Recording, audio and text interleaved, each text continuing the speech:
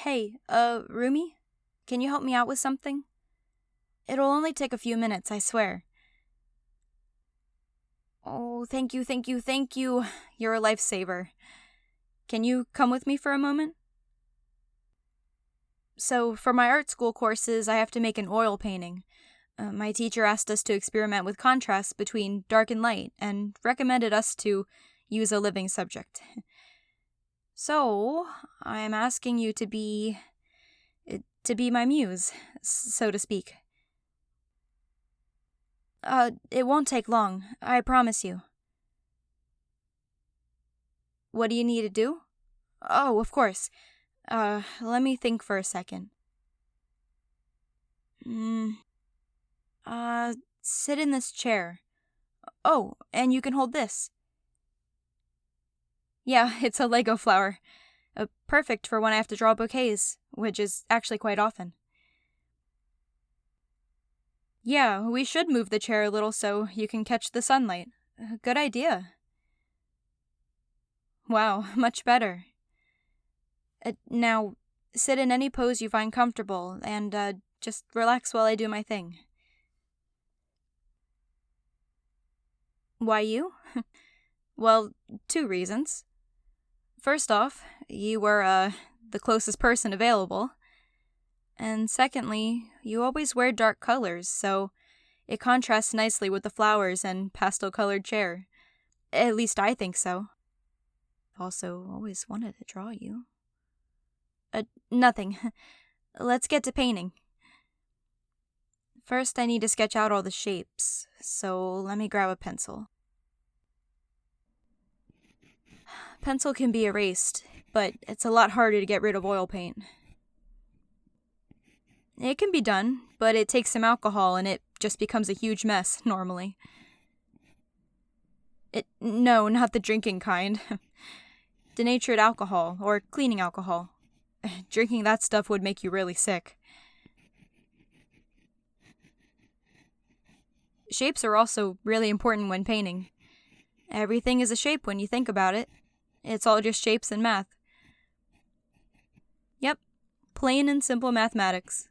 The ancient Greeks came up with that. To understand it deeply, you need to go back to the basics. Do you like history? Good, because understanding art also happens to involve history. Artistry is about as old as humanity is. Drawings and sculptures have been found in many caves and at prehistoric burial sites and stuff like that. Think cave drawings of animals, people, and prints of hands mainly. But there's also been patterns on pottery.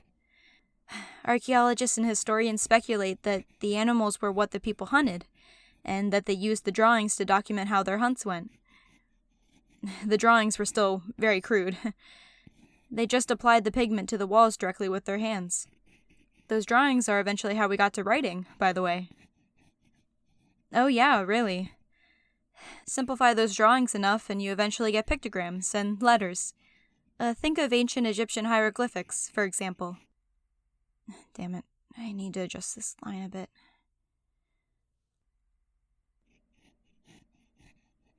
I hope this isn't too boring of a lecture. I just sort of keep talking about a subject once I start. It isn't? Then I'll go on. Speaking of the Egyptians, they, together with the Romans and ancient Greeks, did a lot to advance the arts. All 3 of them were amazing at sculpting. The Greeks specifically created a system of mathematical formulas to calculate the sizes of the human body, and they were pretty accurate. They calculated that the average person is about 7 heads tall, while their ideal figure would be 8 heads tall. Heroes, gods, and other mythical figures were larger than life, though. 8.5 heads with a bigger chest and longer legs. Yeah, that's what people mean when they compare appearances to that of a Greek god.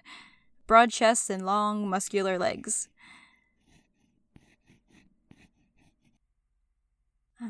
That should do it for the line work. Now to grab the paints.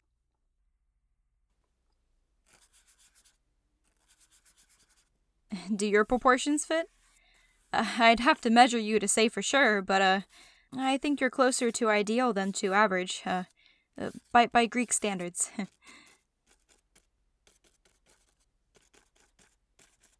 You, make a great model, by the way. You're really good at holding a pose. Just be sure to stretch sometime. Sitting still for a long time isn't healthy. Now, the ancient Greeks and Romans painted, but in very different ways on how we paint now. They didn't have access to oil paints, so they used water-based paints instead. Oil paints aren't necessarily better or worse. Different paints just have different results, and people like to work with different materials. It's all preference, really. The Romans painted their statues with very bright pigments, so those white marble giants we have now used to be covered in colors that really popped out. It's hard to imagine, isn't it? There's pictures of reconstructions online. I can show you some of them when we're done. I'm so happy you find this so interesting. It's nice to share a passion like this. You feel the same? Great. Now for the fun, with the oil paints. They take a really long time to dry, and you can even reactivate them, so you can mix the paints on the canvas. You can do it with water-based paints too, but you need to be really fast, as the paint dries very quickly.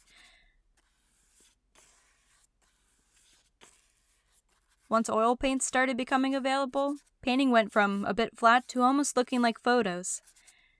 Rembrandt, Da Vinci, and all those old masters all did their works with oil paints. So now I need to do some shading on your face. I can do that by just grabbing a darker paint, like a brown color, and blending that in on the parts of your face that are supposed to be in shadow. I make it sound simple? It's not very hard when you get the hang of it, but it's the start that's always hard. I still don't think that I'm any good, but I've kept a lot of my old drawings around just to see how far I've come. You want to see them? No way. I made those in grade school.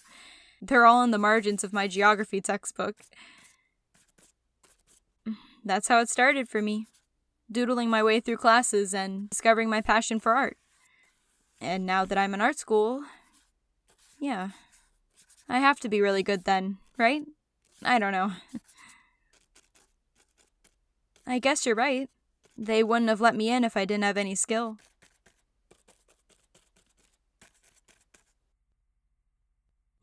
We've been at this for a while. Shall we take a quick break? You want to take a look? It's not finished at all, and I'm kind of... And you're looking at it. Ground swallow me now. What's that look? Yeah, that's really you. How I see you, at least. You like it? You're not just saying that, right? I'm glad. I got so distracted by my rambling about art history. I was becoming insecure about how my painting was coming out. I took a look at it, and I just felt like it was full of so many tiny little mistakes. And to tell you the truth, I was really nervous about painting you, actually. Well, I've been stealing glances and randomly doodling you a bit, but, you just inspire me every time. Yeah, I do it all the time, really. Sorry about that. It's just that I can't help it. Every time I look at you when I have a pencil near me, I just feel the urge to sketch what I'm seeing. Again, I'm sorry about that. It's weird. Why am I apologizing? Well, it isn't exactly good to draw people without their permission. You're happy to inspire me? Hey, what do you mean I got paint on my face? Hey, what was that for? You're being mighty cocky for someone in brushing distance. Take that! Now we both have paint on our faces. I really needed that laugh. Thank you. Oh, wow. The sunlight's doing something really cool with your face right now. Yeah, it's bouncing off of the side in a really interesting way, and catching your lips like... I'm so sorry. You were so close, and the light, and...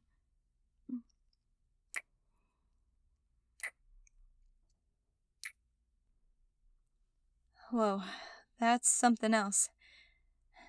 I think I'll have to continue painting you some other time. My hands won't stop shaking. Also, you got paint all over your face. And you got paint all over my face. That is true. Don't worry, it washes off with some scrubbing. Just don't get it on your clothes.